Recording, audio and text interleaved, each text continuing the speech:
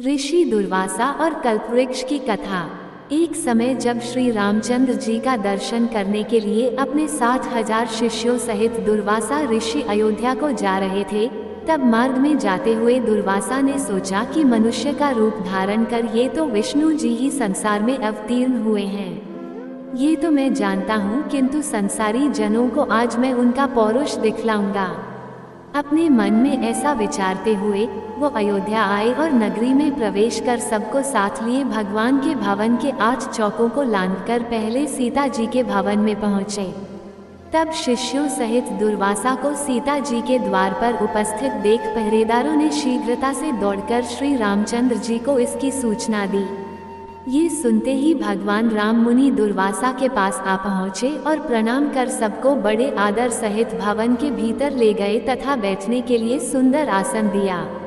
तब आसन पर बैठते ही दुर्वासा ने मधुर वचनों में श्री रामचंद्र जी से कहा कि आज 1000 वर्ष का मेरा उपवास व्रत पूरा हुआ है, इस कारण मेरे शिष्यों सहित मुझे भोजन कराइए और इसके लिए आपको केवल 1 मुहूर्त का समय देता हूँ।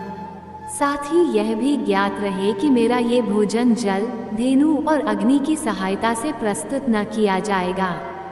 केवल 1 मुहूर्त में ही मेरी इच्छानुसार वह भोजन जिसमें विविध प्रकार के पकवान प्रस्तुत हो मुझे प्राप्त हो। इसके अतिरिक्त यदि तुम अपने धर्म की रक्षा चाहो तो शिव पूजन निमित्त मुझे ऐसे पुष्प मंगवा दो कि जैसे पुष्प यहाँ अब तक किसी ने देखे न हो। यदि यह तुमसे न हो सके तो मुझसे स्पष्ट कह दो कि मैं इसमें असमर्थ हूँ, मैं चला जाऊंगा। तब मुनि की इस बात को सुनकर श्री रामचंद्र जी ने मुस्कराते हुए नम्रता से कहा, भगवान, मुझे आपकी यह सब आज्ञा स्वीकार है। तब राम की बात सुनकर दुर्वासा ने प्रसन्न होकर कहा, मैं सरयू में स्नान करके अभी तुम्हारे पास आता हूँ। शीघ्रता करना। हमारे लिए सब सामग्रियों को प्रस्तुत करने के लिए अपने भाइयों तथा सीता को शीघ्रता के लिए कह देना। रामचंद्र जी ने कहा, अच्छा आप जाइए, स्नान कर आइए।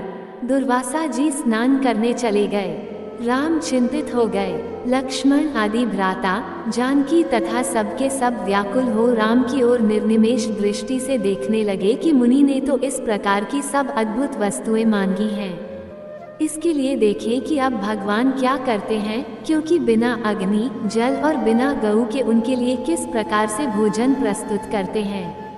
तब रामचंद्र जी ने लक्ष्मण जी से एक पत्र लिखवाया, फिर उस पत्र को अपने बाण में बांधकर धनुष पर चढ़ाया और छोड़ दिया।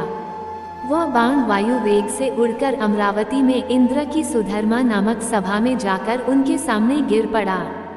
उस बाण को देखकर इंद्र व्याकुल हो गए कि यह किसका बाण है। फिर उठाकर जो देखा तो उस पर राम का नाम अंकित था। फिर उसमें बंधे पत्र को खोलकर पढ़ा। पत्र खुलते ही वह बाण फिर वहां से उड़कर राम के तरकश में आ घुसा। उधर इंद्र ने उस पत्र को सभा में बैठे हुए सब देवताओं को सुनाया। उसमें लिखा था, इंद्र, स्वर्ग में सुखी रहो। मैं सर्वदा तुम्हारा स्मरण करता हूँ, परंतु तुम्हें एक आज्ञा देता हूँ। आज 1000 वर्ष के भूखे हुए दुर्वासा मुनि अपने 60,000 शिष्यों के साथ मेरे यहाँ आए हैं। वे ऐसा भोजन चाहते हैं जो गऊ, जल अथवा अग्नि के द्वारा सिद्ध न किया हो। इसके साथ ही उन्होंने शिव पूजन के लिए ऐसे पुष्प मांगे हैं जिन्हें कि अब तक मनुष्यों ने न देखा हो। मैंने उनकी यह मांग स्वीकार कर ली है।